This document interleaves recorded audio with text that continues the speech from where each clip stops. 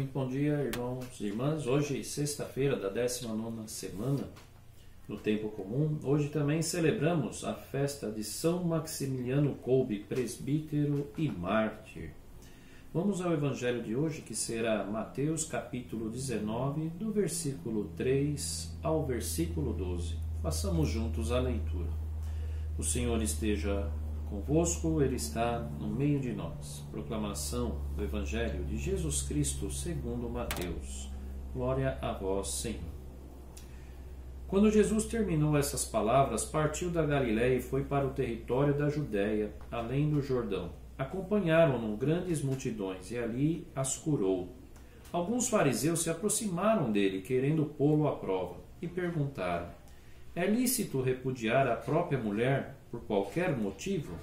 Ele respondeu: não lestes que, desde o princípio, o Criador os fez homem e mulher, e que disse: por isso o homem deixará pai e mãe, e se unirá à sua mulher, e os dois serão uma só carne?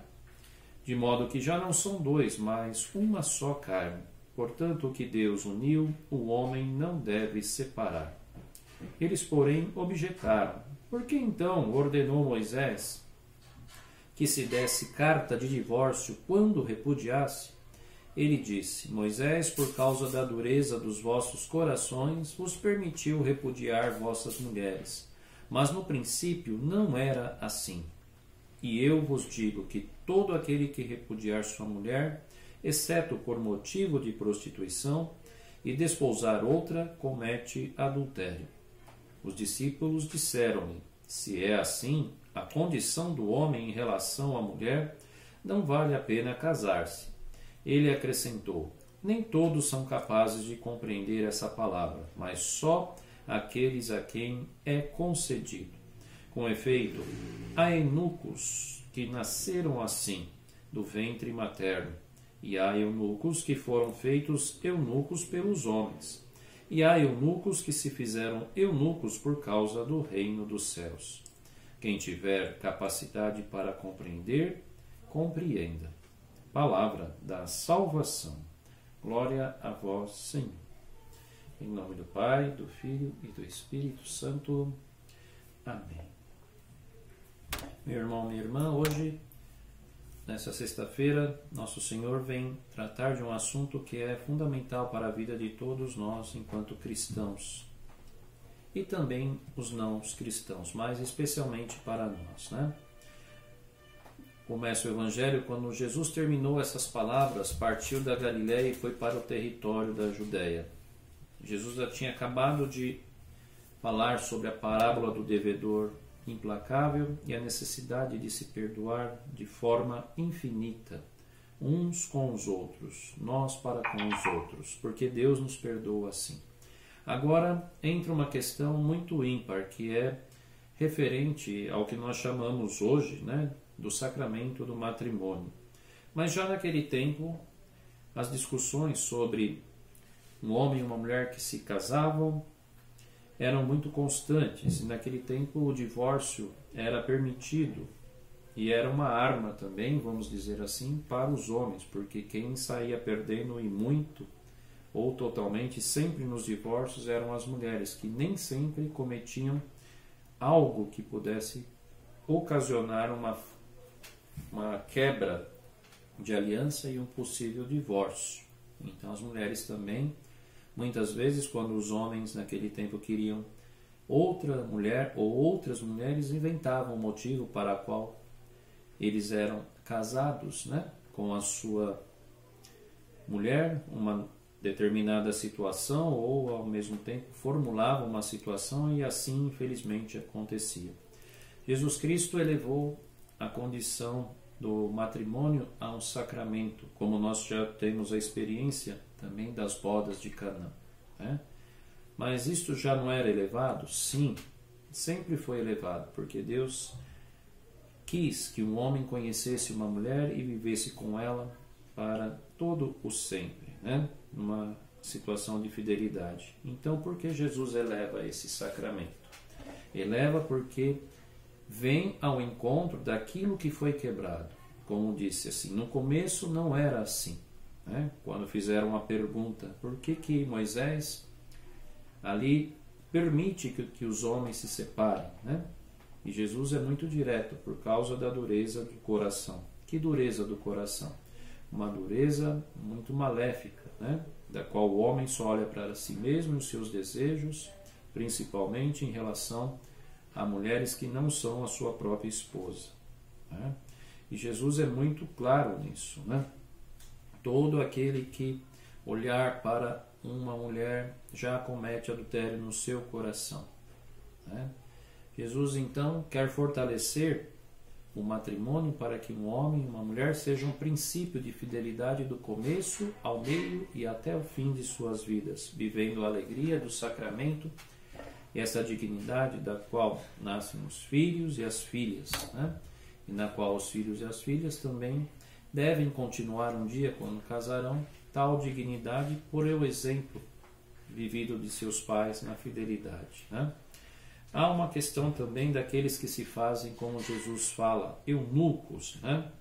O eunuco é aquele que, por opção, né, acaba não querendo se casar, ter uma companheira e também se priva de viver uma vida, né, com sexualidade ativa. Uns fazem isso por livre escolha, outros, né, já nascem assim, como Cristo falou, né? Outros fazem assim após querer se dedicar, após ter ali se encontrado a sua vocação, se fazem eunucos, né? Ou seja, querem levar uma vida de castidade e não se casam pelo reino de Deus, né? Jesus convida então que a continência perpétua deve ser entendida por aqueles que querem consagrar-se exclusivamente ao reino dos céus e no serviço ainda neste mundo à igreja. No caso então, os presbíteros e os bispos, né?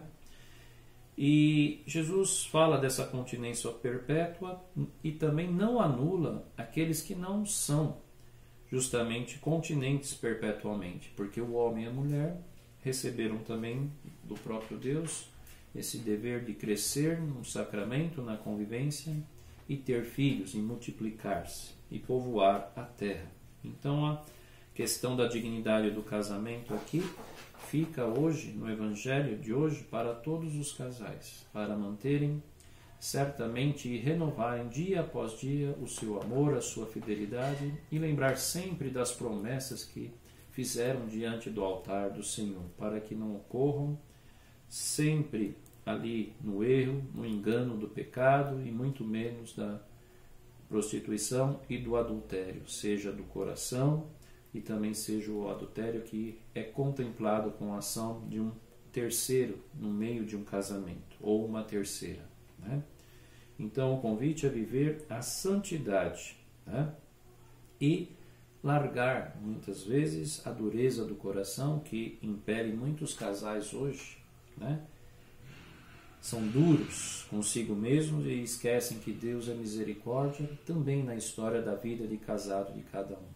Fica o convite, então, àqueles que são casados a se fortalecerem em Deus, em Cristo, e confiar que é possível, sim, levar uma vida ali que não seja casta, mas que seja uma vida voltada para uma sexualidade abençoada e também para a geração dos filhos e a educação na fé, que são as promessas que todo noivo, toda noiva escuta quando está ali prestes a mudar o seu estado, a sua condição de homens e mulheres solteiras que recebem a bênção e passam a ser uma só carne e um só pensamento para uma vida unida e ao mesmo tempo, sobretudo, unida a Deus e a Cristo. Que os casais possam se fortalecer sempre nesta unidade e nesta perspectiva do amor, que o amor de Deus possa ali ser infundido cada vez mais e de Cristo para que esta fidelidade seja perpétua. E como diz o Senhor, quem tiver capacidade para compreender, compreenda. E o compreender que Cristo nos quer dar a todos os que são casados é compreenda e compreenda vivendo na fidelidade e no amor um para com o outro, homem e mulher. Amém.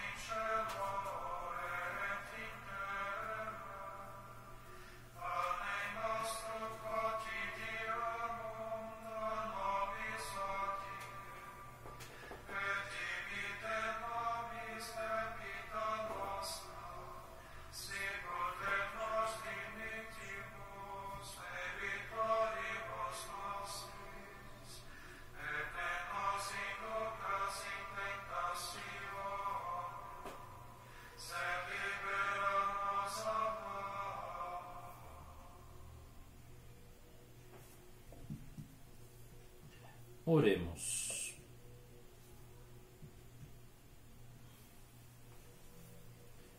Ó Deus, inflamaste São Maximiliano Kolbe, presbítero e mártir, com amor à Virgem Imaculada, e lhe destes grande zelo pastoral e dedicação ao próximo.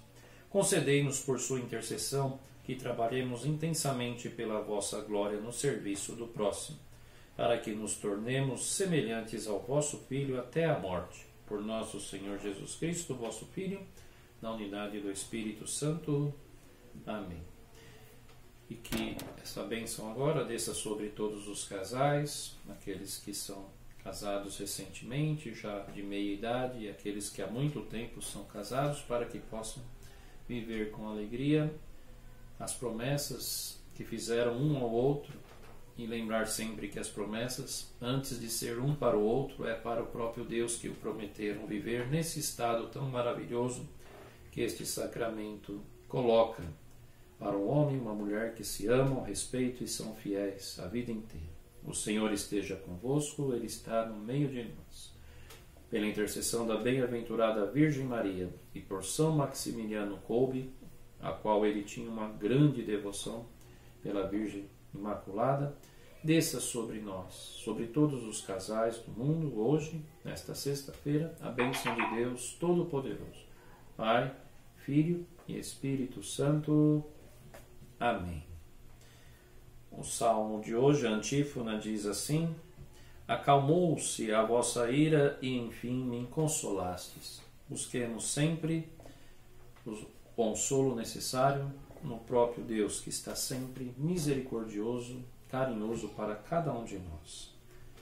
Que a Santíssima Virgem, São Maximiliano Kolbe, intercedam por todos os casais que dão a vida um pelo outro e pela família neste dia. Amém.